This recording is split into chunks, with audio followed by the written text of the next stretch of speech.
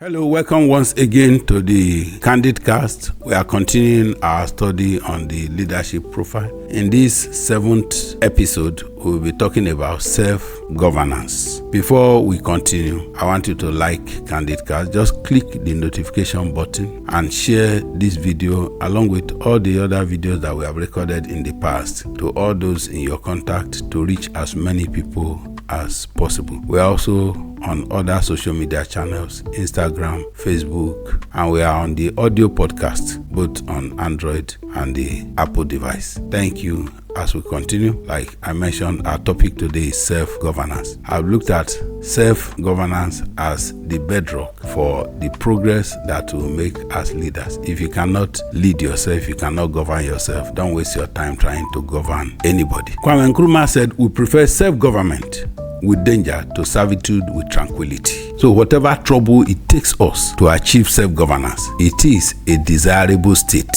Self-governance refers to that ability of individuals or groups to make their own decisions and manage their own affairs without external control. It involves exercising authority and responsibility over one's own actions and choices. In a broader context, self-governance can apply to communities, nations, or organizations, allowing them to establish their own rules, policies, and governance structures. This concept is essential in promoting autonomy and democracy and accountability. Having said that, my focus today is not the larger government of nations or of countries, but governance of oneself, individual.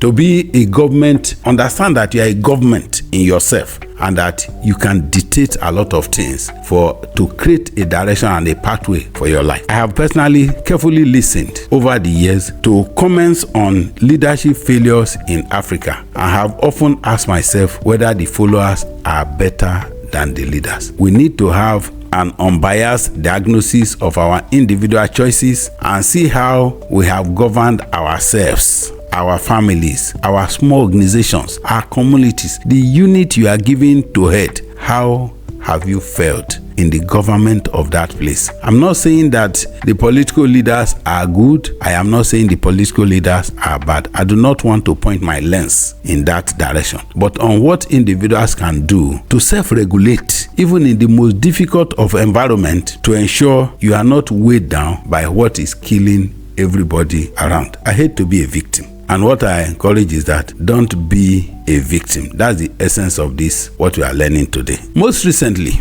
we find in Nigeria there is something we call the Japa syndrome that is trending. We also learned that some of the people, the Japa syndrome is not just about Nigeria, because across Africa, a lot of people prefer to die in the Mediterranean and in the whatever sea, trying to cross over to other continents than to remain in Africa. And we also learned that some of the people that escaped Africa have not entered heaven. There are qualities that we make for success irrespective of your location. In the best environment, there are homeless people. In the poverty capital of the world, people are still buying up multi-million-dollar properties in Ikoyi with legitimate earnings. We don't look at everybody that is buying it as having practiced one form of crookedness or the other. There are people who earn legitimately in Nigeria. I watched a video recently on YouTube that presented real estate in Nigeria as overpriced. The presenter was saying that the Nigerian real estate is the most expensive real estate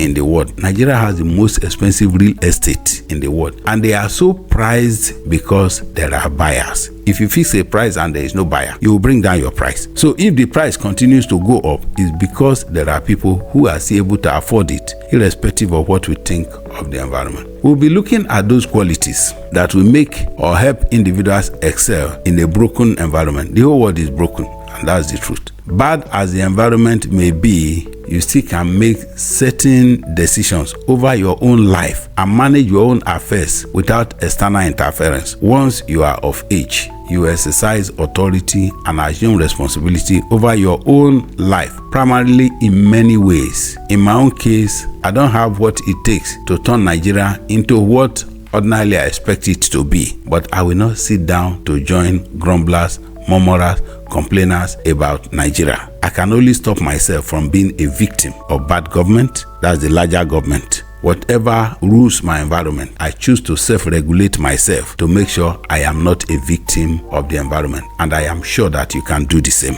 We make great mistakes in supposing that all people are capable of self-government. Some people cannot govern themselves. That's the truth. And we have seen it again and again in our environment. But let us just make sure. I will tell myself, I am not going to be that person. It's just like when Jesus said, the poor you will always have with you. So it is not a sin to be poor. I just make sure I am not going to be the poor person. Jesus will be betrayed by somebody. Nobody wrote the name of Judas Iscariot on it. He chose to fix his name in that blank. Self-government won't work without self-discipline. So I will take the first quality I will discuss about self-government as self-discipline. If you are not disciplined, forget about self-governance. Self-discipline is that ability to regulate, self-regulate your thoughts, your feelings, your actions to achieve your goals. You set goals and set standards for yourself. To live healthy, productive life is a goal you set for yourself and you drive towards it. It involves developing habits and strategies to stay focused, motivated, committed to your priorities. And here are some qualities of self-discipline. Number one, we look at goal setting. A disciplined person sets goal. His life is not left floating. You do not require one big government from outside to determine your goal in life. Not even your parents or teachers are needed for this once you attain the age of 18. Self-governance requires that every other person making input in your life is only an advisor. You reserve the right and the privilege to decide what advice to take and what advice to reject. You establish clear, specific, measurable, achievable, relevant, and time-bound goals. We call them SMART goals. You determine who you want to be and become responsible for your choices. To read and become an academic excellence, or to join secret court, or to join the drug addicts in the university, is all in your hands. In the universities, you find secret court members are recruiting. Drug cartels are recruiting. In the same way, Scripture Union and other religious societies are also recruiting members into their fold. So, in the book 7 Levels of Intimacy by Kelly, she said, discipline is a gift you give to yourself. You are not disciplined because your school teacher carries a long cane or because your parents shouted the loudest. No, none of this will determine discipline. Until you make up your mind, you are decided, you are determined in yourself. I want to be disciplined. You set goal, you focus on it. Will there be challenges? Certainly. It is in you to determine whether those challenges will bring you down or you will use the challenges to rise up. The ability to peep into the future and become accountable very early in life for what you will become is self-discipline. Looking into the environment to see those who have attained the quality of life that you want to live and what they did to get there is of utmost importance, and above all, knowing that the height that great men attain was not achieved by sudden flight, but by constant toiling while their neighbors slept. Behind every success story is a long untold story of painful toiling that are never written. Footprints on the sands of time has never been made by lying down. So you must keep moving. Self-discipline will keep you on track, keep you moving, even when every other thing is saying otherwise. You don't look at the environment to operate your life. You operate as you go. Number 2, in self-discipline, a disciplined person is self-aware. Understand your values. Those values, you are the one to create them. You are not going to pick it from outside. You create values. You know, the first thing is that you have goals. When you have goals, there are values that advance you towards your goal. There are choices that advance you towards your goal. There are your strengths, your weaknesses that will advance you towards your goal or take you away from your goal. You know your own emotions. You make informed decisions. Everything aligned to what takes me nearer to my goal. You cannot become more valuable than the values you have created and live by. A man without self-control is like a house with its doors and windows knocked out. Proverbs 25 verse 28.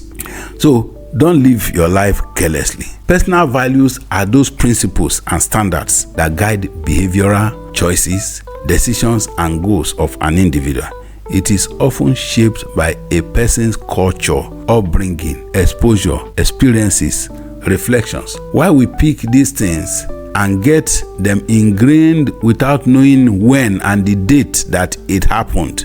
Those experiences and exposures to other cultures and superior information can help to establish better self-governing values. So governing values are not cast in stone. When you get new information, you can upgrade your values. You may have grown up with wrong values, but as you get more exposed, you take on higher standard of values. But the purpose of all this is to drive you towards your goal. You must have goal. You must determine what drives you towards what furthers your nest. There is need to be open-minded and to listen to new information that could challenge previously held beliefs. This is how it has always been done. Is the enemy of innovation. Don't stick to how it has always been done. Common personal values that I see people create include the value of authenticity. Be genuine, be real, be who you are. Don't be swayed by every wind of doctrine. Maintain integrity as a value. Value of respect for people. I have made up my mind to respect everybody, irrespective of social status or class. Respect for people. Take responsibility. Have compassion. Be fair to all. Be creative. Learning, perseverance, gratitude, courage, among others. These are values that individuals create and run with it. Self-governance also involves becoming aware of yourself, knowing your strengths, your weaknesses and emotions, and making informed decisions that will not require you to become another person. No, you are not in competition with anybody. They that compare themselves with themselves are not wise. Wisdom demands that you be authentic. Be comfortable with your unique you. You are one in the world. There is no second person like you. Your fingerprint is yours. No other person has it anywhere in the world. Number 3, talk of time management. It is part of self-governance that I have observed that with every nation that have made progress in the world, that they first learned to value time as an asset and an irreplaceable resource. The same goes for every successful person. I know the rich will rather give you money than offer their time. Disciplined people do not waste their own time, and they don't waste the time of others. If you keep 10 people waiting at your reception for 2 hours, do not look for what is wrong with the economy. You are the problem of the economy of your country. Productive man hours are lost at reception waiting for people who think that it is the number of people you keep loitering at your reception that make you important. We have this habit of thinking that your relevance is in the number of people that you keep. You waste the time of everybody. Those people, they also contribute to the economy if you attend to them and leave them to go about their work. A good self-governance principle will include prioritization of tasks. Don't lump so many things together. Creation of schedule of work or schedule of tasks to be done for each day, and avoiding procrastination. When we waste away our day, we go hungry at night and blame the larger government without recourse to self-governance. There is a schoolmate of mine who came to look for a job in Lagos but found none for a year. After 1 year of going from street to street in Lagos, he decided to return home to the village to start selling palm kernel. The palm kernel, his visit to Lagos has shown him how valuable palm kernel was, and that industries are buying it here. But at home, it was free because the villagers had no need for it. They just collect their palm oil and throw the palm kernel away. It was in high demand in the city. So he collected the palm kernel and started selling in the city. The man had bought several houses around him in his local government, and he has several industries now and has become a very big employer of labor. The decision not to look for a job forever is personal. He didn't want to waste time looking for a job forever. Number 4, we talk about self-control.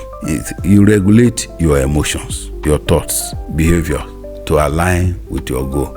Don't forget, everything we are talking here is about you create goal and look for what drives you towards your goal. We had a recent discussion in my house how people react differently to the same issues.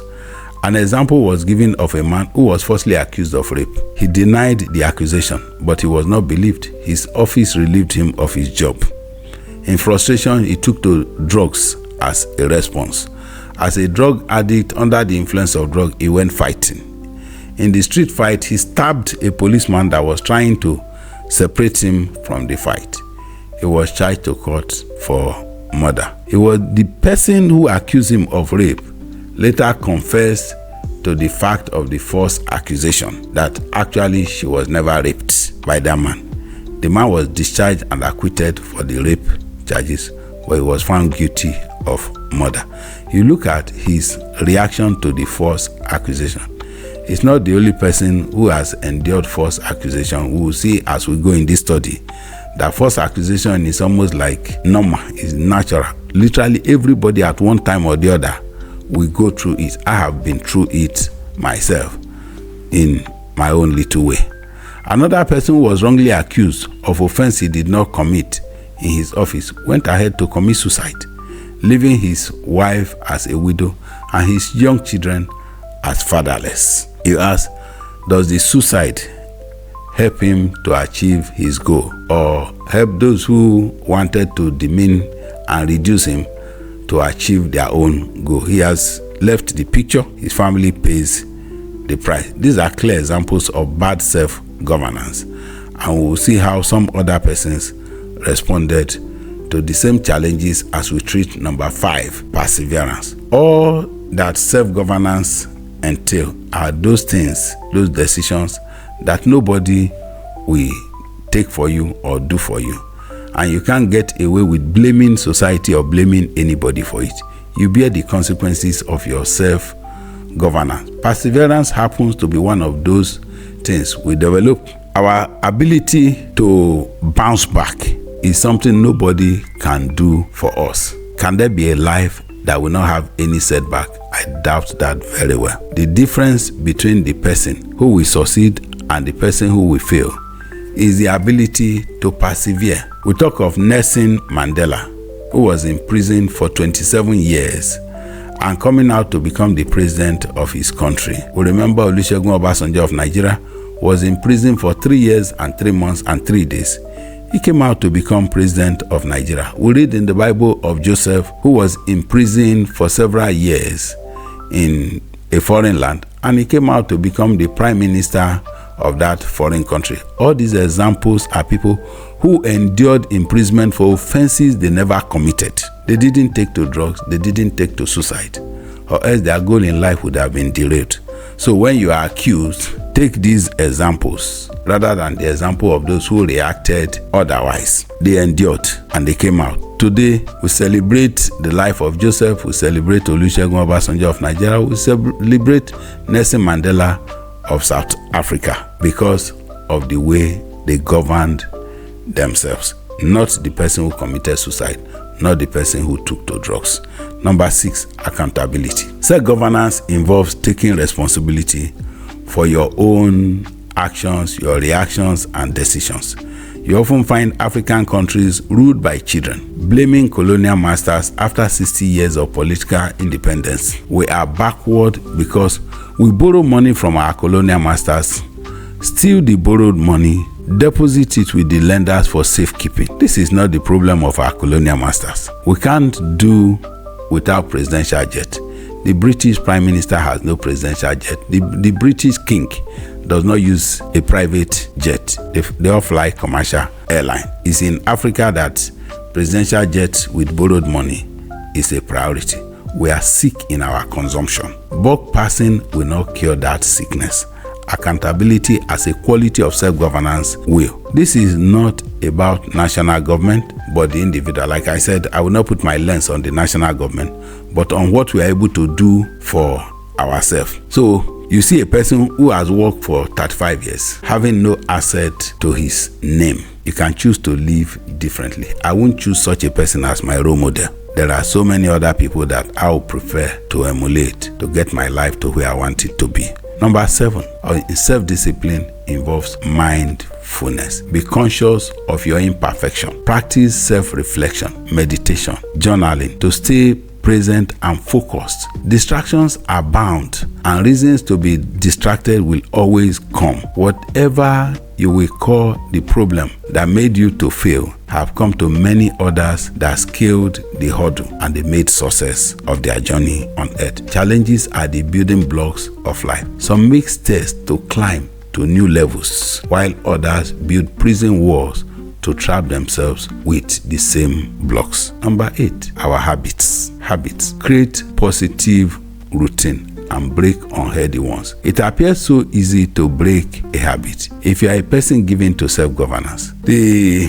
I recall a visit to a patient at the Yaba Psychiatric Hospital where I saw one of the creeds on their wall was, if I can stay off drugs for 1 month, I can stay off forever. Inmates were made to recite this as a daily creed to reassure them each time there is an urge for drug. You can remind yourself that life is complete without drugs that will ruin destiny. This is what they were supposed to take when they leave the rehabilitation, so that you don't go back to drug. What does drug do for you? It only destroys destiny. In Singapore, where chewing gum is prohibited, people who are looking for alternative habit to help them quit smoking are exempted from that rule. You are allowed to chew gum instead of smoking. If you consciously do an act daily for 7 days, you can do it on the 8th day and subsequently without thinking about it. Number 9, forgiveness. Make it a habit to laugh at yourself when you fail and treat yourself with kindness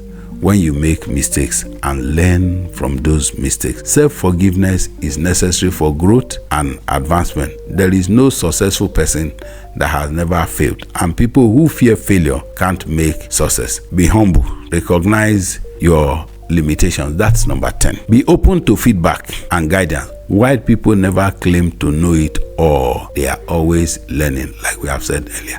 In conclusion, let us know and always keep in mind that self-discipline is a muscle that can be developed with practice, patience, and persistence. Start with baby steps and be gentle with yourself as you make progress. That's the much we'll be taking today on the Candid Cast. Thank you for staying tuned till I come your way again. I say stay blessed.